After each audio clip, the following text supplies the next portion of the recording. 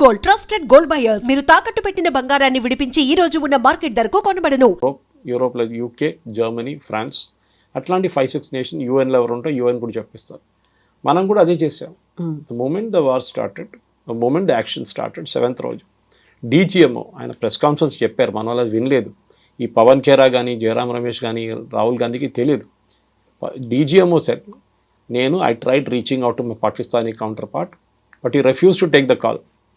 So నేను చెప్పాను already మీ బేసిస్ ఇట్లా టెర్రరిస్ట్ బేస్ మీద అటాక్ చేశాము అని చెప్పంగానే okay we will respond with more force అని చెప్పి ఫోన్ పెట్టేశారంట. That's a hotline actually. Dial చేయక్కర్లేదు, ఫోన్ పికప్ చేస్తే ఆ ఇంట్లో రింగ్ అవుతుంది అది అట్లా. సో ఆ రెస్పాన్స్ అక్కడ ఆగిపోయింది, దాంతో ఫినిష్. కానీ మళ్ళీ పాకిస్తాన్ వచ్చారు బయటికి, మళ్ళీ వచ్చి మన మీద దాడి చేసాం, మనం రిటర్న్ దాడి చేశాం. సో మోదీ గారు ఎందుకు ఆపారు? మోదీ గారు ట్రంప్ మాట వినంగానే పడిపోతారు అట్లేం లేదు. మన సెల్ఫిష్ ఇంట్రెస్ట్ ఉంటుంది. ట్రంప్తో చేసిన డీల్ మనకు తెలియదు. బహుశా మోదీ ఇండికేట్ చేశారు అది. అంటే నెక్స్ట్ టెర్రరిస్ట్ అటాక్ చేస్తే they given us a free hand. Pakistan వైపు నుంచి ఆ పెహల్గామ్ లాగా, ఉరీ లాగా, లేకుంటే పుల్వామా లాగా ఏదైనా మేజర్ అటాక్ జరిగితే భారతదేశం ఏం కావాలంటే చేసుకోవచ్చు అని చెప్పి that is the assurance which US has given. Obviously చాలా మటుకు జయశంకర్ గారు కానీ, ప్రధానమంత్రి గారు కానీ, రాజ్నాథ్ సింగ్ గారు కూడా, అమిత్ షా గారు చాలా క్లియర్గా చెప్పారు నెక్స్ట్ అటాక్ దిస్. ఇప్పుడు పాజ్ బటన్ వస్తామని, స్టాప్ బటన్ వస్తలేదు, it's on pause. So Trump చెప్పిన దానికి మోడీ గారు పడడానికి ఏం లేదండి. Trump is a transactional man, మనం అర్థం చేసుకోవాలి. రియల్ ఎస్టేట్ నుంచి వచ్చింది ఆయన. ఆయనకి పబ్లిసిటీ కావాలి, ఆయనకు డెస్పరేట్గా ఒక నోబెల్ పీస్ ప్రైజ్ కావాలి. వీళ్ళిద్దరిని కల్పిస్తే నేను మళ్ళీ యూక్రెయిన్ రష్యాని కూడా చేసేస్తే నాకు ఒక నోబెల్ పీస్ ప్రైజ్ ఇస్తాను. క్లింటన్కి ఇచ్చారు ఒకసారి, ప్యాలెస్టైన్ ఇజ్రాయెల్ కాన్ఫ్లిక్ట్కి డీల్ చేసి యాసిర్ అరాఫాత్, ఇత్సాక్ రబీన్ కూడా ఇచ్చారు, నాకు కూడా కావాలని చెప్పేసి. ఆయన చేసిన స్టేట్మెంట్ ఆయన కంట్రీలోనే సీరియస్గా తీసుకోరు. మనం చూస్తుంటాయి. నిన్న యాపిల్ ఐఫోన్ గురించి ఒక ట్వీట్ పెట్టారు. అంటే నేను 25% డ్యూటీ పెడతానండి. ఎవరికి పోతుందండి? ఎవరు కడతారు ఎక్స్ట్రా 25%? కొంటున్నా యుఎస్ గవర్నమెంట్ కాదు, ఎవరు కొంటారో వాళ్ళు కడతారు. యుఎస్లో తయారు చేయాలంటే దానికన్నా ఎక్స్పెన్సివ్ అయిపోతుంది, డబుల్ ద రేట్ అయిపోతుంది ఫోన్ది. బయట ఎందుకు చేపిస్తారంటే వాళ్ళ వేజెస్ తక్కువ ఉంటుంది. ఇండియాలో ఉన్న వేజెస్ కానీ, చైనాలో ఉన్న వేజెస్ కానీ, వియట్నాంలో ఉన్న వేజ్ తక్కువ ఉంటుంది. So that is why the phones are made here. యూఎస్లో ఇచ్చే జీతాలు ఇస్తే ఆ ఫోన్కి డబుల్ ద రేట్ అయిపోతుంది. సో వీ కెనాట్ అఫోర్డ్ అని చెప్పి అక్కడ. సో దానికి ట్వీట్ చేసి నేను వాడిని ధమ్కి ఇచ్చాను, నేను అది చెప్పాను. టిమ్ కుక్ ఏమైనా స్టేట్మెంట్ ఇచ్చారండి ఫ్రమ్ యాపిల్ సైడ్? నో. ఆయన షేర్ హోల్డర్స్ ఉన్నారు, వాళ్ళకి స్టేట్మెంట్ ఇవ్వాలి కదా, ఏం చెప్పలేదు. వీఆర్ కంటిన్యూయింగ్ బికాస్ యాపిల్ డైరెక్ట్గా భారతదేశంలో ఫోన్లు తయారు చేయవు. It's company call Foxconn veg చేస్తున్నారు వాళ్ళు చాలామందికి తయారు చేస్తారు ఫాక్స్కాన్ లాంటి కంపెనీ. సో వాళ్ళు చేస్తే పని వాళ్ళు చేస్తున్నారు. కానీ ట్రంప్ ధమ్కి ఇచ్చారు మోదీ గారు క్వాట్ అయిపోరు. అట్లా మనిషి కాదండి మనం. We are not Manmohan Singh. Pokhran blast చేయడానికి ట్రై అయినప్పుడు తెలిసినప్పుడు నరసింహరావు గవర్నమెంట్ కానీ, మన్మోహన్ సింగ్ గవర్నమెంట్ కానీ ప్లాన్ చేసినప్పుడు తెలిసిపోయింది యూఎస్కి. ఆలోచించండి, క్యాబినెట్లో డిస్కస్ చేయగానే వాళ్ళకి తెలిసిపోయింది that India is going to conduct nuclear test, underground nuclear test. ఆపేశారు, ప్రెషర్ పెట్టేశారు. అదే టైంలో వాజ్పేయి గారు గవర్నమెంట్ వచ్చినప్పుడు చూడండి ఏం చేశారు. Kalamji was there, George Fernandes was there. క్వైట్గా చేశారు, రాత్రిపూట పనిచేసి పొద్దున ఏం లేకుండా పెట్టేశారు, మొత్తం సాఫ్ చేసేసి మళ్ళీ రాత్రి పనిచేసి 3వ 4వ రోజులో we had a first test and after the 3 days తర్వాత ఇంకో టెస్ట్ చేసాం మనం. చేసాం కదా. సో ఇది ప్రాబ్లం అన్నమాట వీళ్ళకి. సో వీళ్ళకి రాహుల్ గాంధీ లాంటి వాళ్ళకి చెప్పడానికి చాలా ఈజీ. ప్రెషర్ పెట్టారు దానికోసం ఆపేసామని చెప్పేసి. ఎన్నిసార్లు యూఎస్ మన మీద ప్రెషర్ పెట్టారు మనకే తెలుసు. షిమ్లా అగ్రిమెంట్ ఎవరు చేయించారండి? ఇందిరాగాంధీతోని, జుల్ఫికర్ అలీ భుట్టోతోని. దానికన్నా 1 సంవత్సరం ముందు బంగ్లాదేశ్ లిబరేట్ చేసిన మనిషిని 1 year తర్వాత మొత్తం ఇచ్చిన ల్యాండ్లన్నీ మనం ఇచ్చుకోవాల్సి వస్తుంది, including Hajipir. 1600 square kilometers we return to Pakistan Shimla అగ్రిమెంట్లో. ఎందుకు ఇచ్చారంటే స్ట్రాంగ్ లేడీ, ఐరన్ లేడీ, ఎందుకంటే యూఎస్ డిక్టేట్ చేశారు you have to give back this land అని చెప్పేసి. హాజీపీర్ అనేది చాలా పెద్ద హైట్లో ఉన్న మౌంటైన్. అది మన చేతిలో ఉంటే మన కార్గిల్ మనకే ఉంటుండే ఎప్పుడు దాకా. కానీ అప్పుడు కార్గిల్ జరిగిన వార్ జరగదు, కానీ వీ గేవ్ ఇట్ అవి ఇచ్చేసాము. అది చేసి చాలా తప్పులు ఉన్నాయి అట్లాంటిది. అప్పుడన్నీ మనం చెప్పుకొని వస్తే చాలా యూఎస్ ఇంటర్ఫియర్ చేసింది. కేజీబీ ఇంటర్ఫియర్ చేసింది దానికన్నా ఎక్కువ. కేజీబీలో మిట్రోకిన్ ఆర్కైవ్ చూస్తే మీరు, one of the spice who defected to US, his name is మిట్రోకిన్. ఆయన రాసిన ఒక పుస్తకం ఉంది మిట్రోకిన్ ఆర్కైవ్స్ అని చెప్పి. దాంట్లో ఓపెన్గా చెప్తున్నారు ఇందిరాగాంధీ క్యాబినెట్లో 3 మంత్రులు union ministers were KGB spies. KGB కోసం స్పైయింగ్ చేస్తున్న మనుషులు. వాళ్ళు ఏ క్యాబినెట్ మీటింగ్లో ఏ నిర్ణయం తీసుకుంటే నెక్స్ట్ మినిట్ మాస్కోకి తెలిసిపోతుంది. We are talking of the cold war days. ఆలోచించండి. సో మోదీ గారు ట్రంప్ చెప్పారని చెప్పి పడడం ఏం లేదండి. వీ విల్ ఎప్పుడు ఆపాలని మనకు తెలుసు. We cannot continue. Me believe చేయరు, ఆఫ్టర్ ద బంగ్లాదేశ్ వార్ మన కంట్రీ 4 సంవత్సరాలు బ్యాంక్రప్ట్ అయిపోయిందండి. ఏం చేయక్కర్లేదు. మీ ఇందిరాగాంధీ గారు చేసినట్లనే మోదీ గారు చెప్పాలి, సరే యుద్ధం కావాలన్నా మీకు ఒక డెఫినెట్గా చేయదు, ఒక పని చేస్తాను, రేపటి నుంచి పెట్రోల్ ప్రైస్లు 3 రూపాయలు పెంచేస్తాను, నాకు యుద్ధం నడిపించాలి కదా, డబ్బులు కావాలి కదా. అప్పుడు చూడండి, అప్పుడు మారిపోతుంది డైలాగ్. ఎందుకు యుద్ధం అవుతుంది, 3 రూపాయలు పెట్రోల్ నేను కట్టాను. So every war comes with a price అంటారు. హ్యూమన్ ప్రైస్ ఉంటుంది, బడ్జెట్ ఉంటుంది, ఈ రెండు ఉండాలి. ఎందుకంటే మిసైల్ ఫైర్ చేస్తే ఒక్కొక్క మిసైల్కి ఎంత పడుతుంది, S-400 $1 million పడుతుంది. So you cannot afford it. So కావాలంటే నడిపిస్తాం, కానీ ఏమండి, what is the end? Russia Ukraine కొట్టుకున్నట్లు కొట్టుకుంటే పోతాం, వాళ్ళు మన మీద వేస్తారు, మనం వాళ్ళ మీద వేస్తాం, మళ్ళీ వాళ్ళు మన మీద వేస్తారు. చిన్నపిల్లల ఆట కాదు కదా. So you have to have that maturity. అదే మళ్ళీ రిటర్న్ అదే పాయింట్కి వస్తాను అనమాట. ఎమోషనల్ మెచ్యూరిటీ లేదు. ఏదైనా మన ఇంట్లో కూడా డిస్కస్ చేస్తున్నప్పుడు కూల్గా ఆలోచించాలి ఏదైనా కానీ. Something similar should be done when you're dealing with politics also. So ఇప్పుడు మనం పాకిస్తాన్ నుంచి ఇక్కడికి వచ్చిన వాళ్ళు అక్రమంగా ఉన్నారు, లేకుంటే వీసా గడువు ముగిసిపోయింది, ఇమ్మీడియట్గా వాళ్ళని పంపించేసాము ఒక డెడ్ లైన్ అనేది పెట్టుకొని. ఇప్పుడు అలాంటి గడువే మే 30 వరకు ఉంది. వివిధ దేశాల నుంచి అక్రమంగా మన దగ్గరకు వచ్చిన వాళ్ళు అథెంటిక్గా వాళ్ళు ఉంటే ఓకే, అదర్వైజ్ మీరు వెళ్ళిపోండి అనే మాట. ఇప్పుడు ఇక్కడ ఒక రకమైనటువంటి కాన్ఫ్లిక్ట్ ఏమైనా కనిపిస్తుందా? వివిధ దేశాల నుంచి వచ్చారు, అందులో చాలా వరకు రోహింగ్యాలు వీళ్ళంతా ఉన్నారు, అందులో వాళ్ళ మీద సర్జికల్ స్ట్రైక్ చెయ్యాలి అనేటువంటి ఒక మాట కూడా గతంలో వినిపించింది. సో ఇక్కడ ఇంటర్నల్గా ఇంతమంది ఉన్నారు అనుకున్నప్పుడు డీల్ చేయాల్సింది ఎలా అంటారు? స్ట్రాటజీ ఎలా ఉండాలంటారు? మా యూఎస్ ఏం చేస్తున్నారండి, ఇల్లీగల్ వీసా పంపించేస్తున్నారు కదా అందరినీ. అలాంటిది మనం ఇప్పటిదాకా చేయలేదు కదా. చేయలేదు, అది ప్రాబ్లం. మన 140 కోట్ల మంది పాపులేషన్ ఉన్న దాంట్లో సుప్రీంకోర్టు మనం చెప్పారు, మనం ధర్మశాల కాదు ఇది. ఇదే రోహింగ్యాలు పాకిస్తాన్కి ఎందుకు వెళ్ళలేదండి? ఇదే రోహింగ్యాలు ఆఫ్ఘనిస్తాన్కి ఎందుకు వెళ్ళలేదండి? ముస్లిమ్స్ కదా వాళ్ళందరూ. సౌదీ అరేబియా తీసుకోవాలి ఉండే వాళ్ళని, యూఏఈ తీసుకోవాలండే, ఓపెన్ ఆర్మ్స్ ప్లీజ్ కమ్. ఖతార్లో వీళ్ళు టెర్రరిస్ట్ లీడర్స్ అందరూ అక్కడే కూర్చుంటారు. ముస్లిం బ్రదర్హుడ్ కానీ, ఐసిస్ కానీ, అల్ఖైదా కానీ, హమాస్, వీళ్ళందరూ ఖతార్ తీసుకోవాలి ఉండే, బహరీన్ తీసుకో, ఓపెన్గా యాక్సెప్ట్ చేయాలి. రండి మీరు రోహింగ్యా ముస్లిం, మాదే ముస్లిమ్స్, యూఆర్ సేమ్. వాళ్ళు తీసుకోకుండా భారతదేశంలో వచ్చి కూర్చున్నారు ఎందుకండి? నాకు అర్థం కాదు. అండ్ పంపిస్తే వీళ్ళేమో కాలిన్ గన్జాల్స్ లాంటి వాళ్ళు సుప్రీంకోర్టుకి వెళ్ళి బోట్లో తీసుకెళ్ళి, అండమాన్లో తీసుకెళ్ళి థాయిలాండ్ దగ్గర పడేశారు, మయన్మార్ దగ్గర పడేశారు అంటున్నారు. మన దేశంలో ఇల్లీగల్గా వచ్చారు, మీరు లీగల్గా రాలేదు. UNHCR కార్డ్స్ ఇచ్చారు, United Nation Human Right Commission, కానీ we're not a signatory to that commission.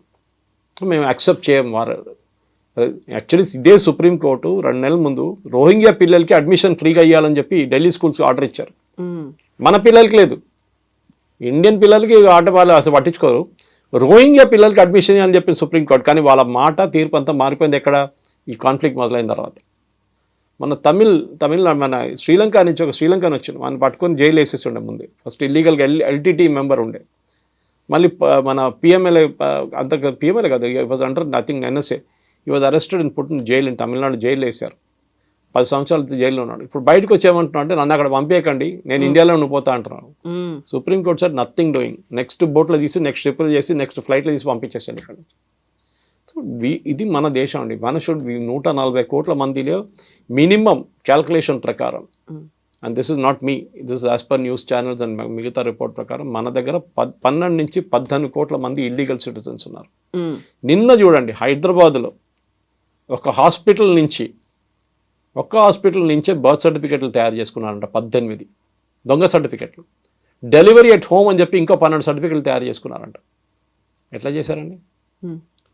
Who are the certificate made for? ఎవరు వెనకాల ఉన్నారు? ఇక్కడ పిల్లలు పుట్టలేదు, మీరు ఎవరి కోసం తయారు చేస్తున్నారు? ఎందుకంటే అదే బర్త్ సర్టిఫికేట్ తీసుకెళ్ళి ఆధార్ కార్డు తయారు చేసుకుంటారు, దాని తర్వాత రేషన్ కార్డు తీసుకుంటారు, దాని తర్వాత ఓటర్ ID తీసుకుంటారు. 18 కావని. పుల్వామా జరిగిన తర్వాత, ఫస్ట్ అటాక్ జరిగిన తర్వాత తెలిసి పాకిస్తాన్లో ఉన్న వాళ్ళు అందరూ పంపించేసారు ఇక్కడ షార్ట్ టర్మ్ వీసాలు వచ్చిన వాళ్ళు. అప్పుడు తెలిసింది అక్కడి నుంచి పెళ్లి చేసుకొని ఇక్కడ వచ్చి 22 మంది వచ్చి ఇప్పుడు ఆల్మోస్ట్ వాళ్ళందరూ గ్రాండ్ మదర్స్ అయిపోయారు. ఆ ఇంట్లో 1200-1300 పిల్లలు ఉన్నారంట ఆ ఏరియాలో అంతా కలిసి. థర్డ్ జనరేషన్ కూడా వచ్చేసిందంట. ఆలోచించండి. We are not a dharamshala. Sorry, మన పాపులేషన్ మన పెద్ద హెడేక్ మనకి. వీళ్ళకి తిండి ఎందుకు పెట్టాలండి? మనం ఫ్రీ రేషన్లు ఎందుకు ఇవ్వాలండి వీళ్ళకి? వాళ్ళ దేశం ఉన్నారు, వాళ్ళు అక్కడ వెళ్ళియండి. We don't want. First of all ఇది అస్సాంలో జరిగింది, మీకు గుర్తుంటుంది. అస్సాంలో పెద్ద అజిటేషన్ జరిగింది when Rajiv Gandhi was the prime minister. All Assam students union వాళ్ళు అక్కడి నుంచి బంగ్లాదేశ్ నుంచి వచ్చిన ఈవెన్ హిందువులు కూడా, వాళ్ళు ముస్లిమ్స్ వస్తారు కాదు, హిందువులు కూడా వ్యతిరేకించారు వాళ్ళు. మా దగ్గరికి ఎందుకు వస్తున్నారు? భారతదేశంలో ఇంకా మిగతా స్టేట్స్ ఉన్నాయి కదా, అక్కడికి వెళ్ళొచ్చు కదా మీరని.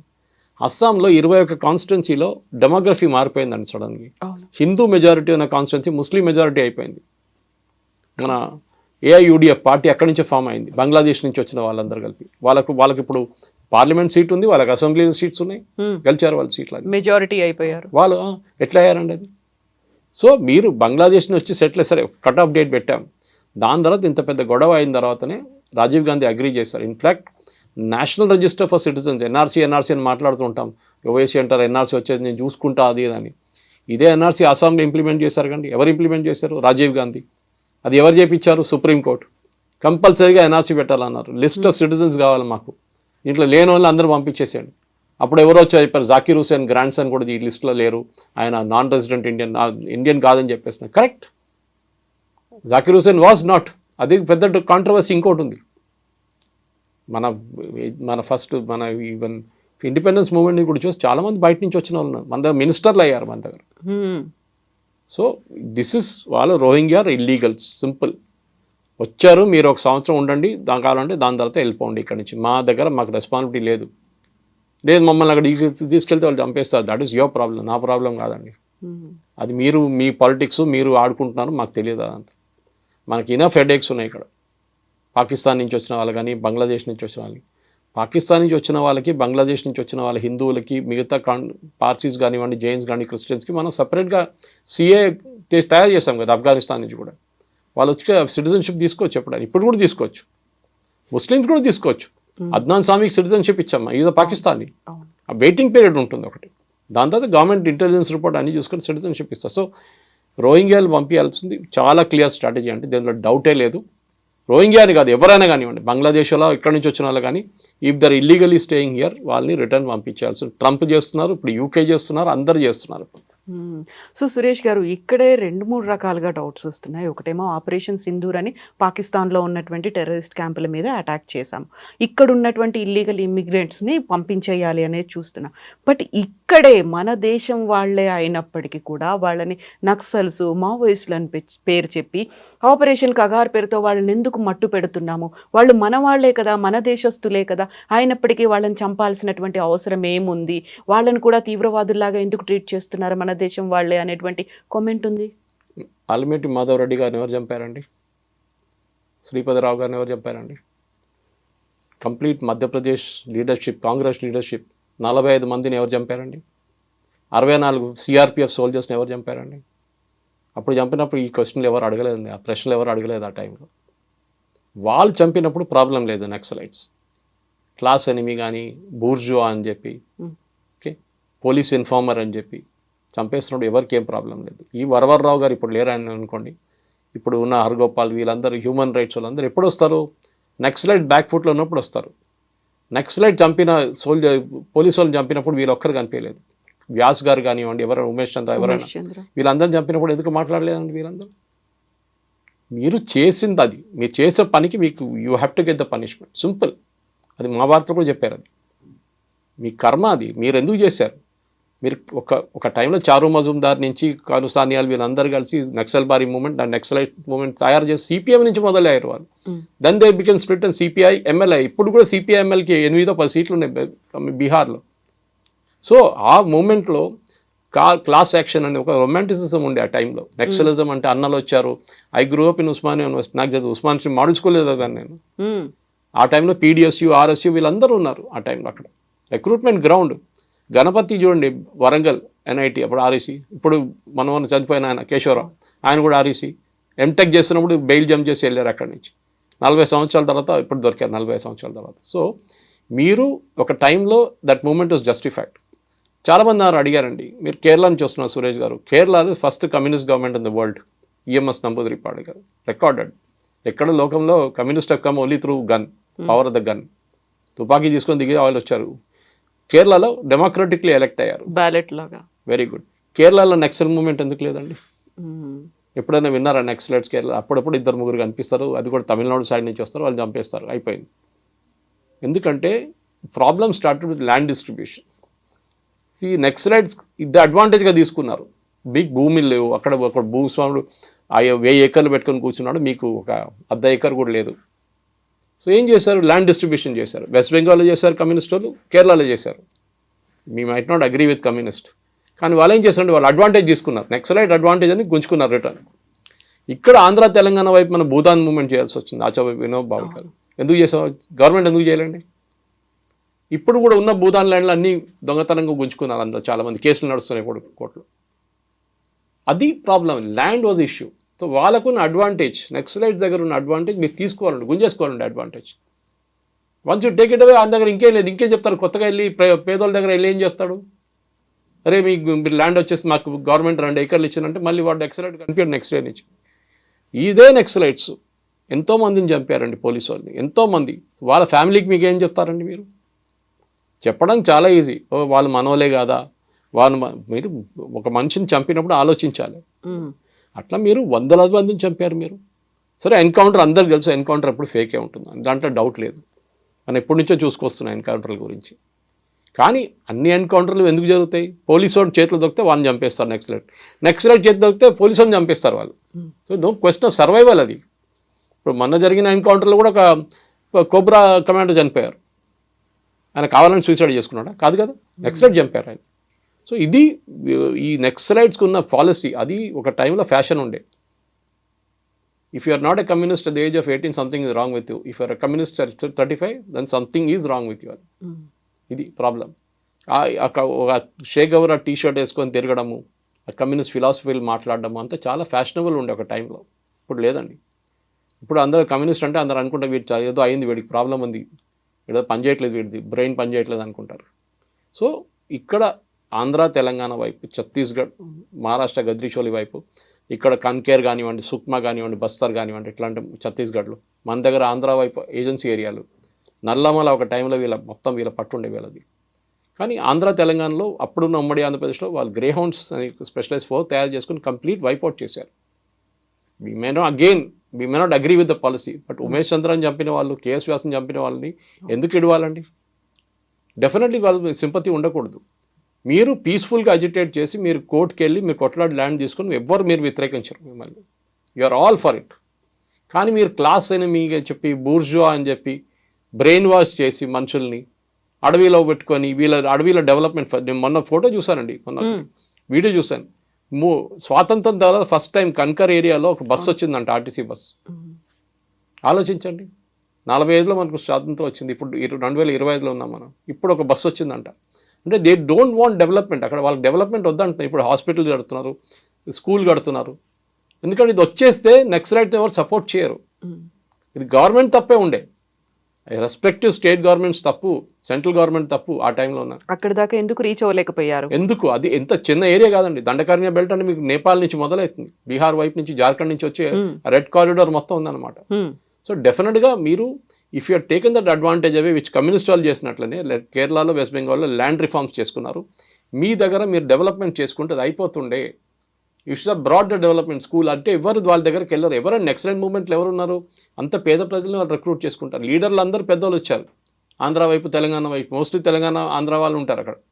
ఫస్ట్ టైం ఇప్పుడు ఈయన పోయిన తర్వాత, బసవరాజు పోయిన తర్వాత హిద్మాన్ తీసుకుంటున్నారు ఛత్తీస్గఢ్ నుంచి. దట్ ఆల్సో నాట్ అనౌన్స్, ఎందుకంటే పోలీసు వాళ్ళు మళ్ళీ వాళ్ళంటే పడతారు ఇప్పుడు. సో నెక్సలైట్ మూవ్మెంట్ అనేది మీరు క్లాస్ ఎనిమీ, బూర్జువా, వాళ్ళు చంపాలి అంటే నెక్స్ట్ డెఫినెట్గా వాళ్ళు తిప్పి కొడతారండి పోలీసు వాళ్ళు. ఎందుకు చేయరు?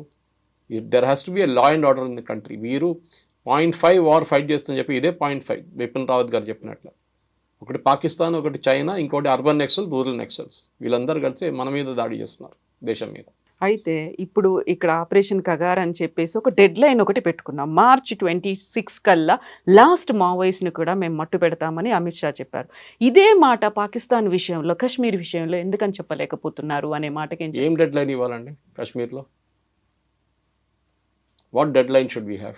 ఉన్నటువంటి అన్నిటిని డిస్ట్రాయ్ చేసేస్తాము, పాకిస్తాన్ పీఓకేని మేము ఆక్రమించుకున్న దాన్ని ఎక్స్ప్లెయిన్ చేశాను. I'm personally against it. దీన్ని చాలా మంది నన్ను తిట్టారు, చాలా మంది మా. And don't forget to subscribe to iDream. And for more videos, please subscribe to iDream. Please subscribe to iDream. Please subscribe iDream. And please subscribe to iDream. For more videos, subscribe to iDream. please like, share and subscribe to the channel. Congratulations, iDream. Subscribe to iDream. Subscribe to iDream. So subscribe to iDream Media. IDream team అందరికి huge congratulations. Please subscribe iDream Media. Please subscribe to iDream. Subscribe iDream. Please subscribe to iDream. iDream అంటే నా కళల ఛానల్ను subscribe చేసుకున్న నోరు తిరుగుతలేదు, మీరైతే గంట గుర్తు కొట్టండి. For more such videos, please subscribe to iDream.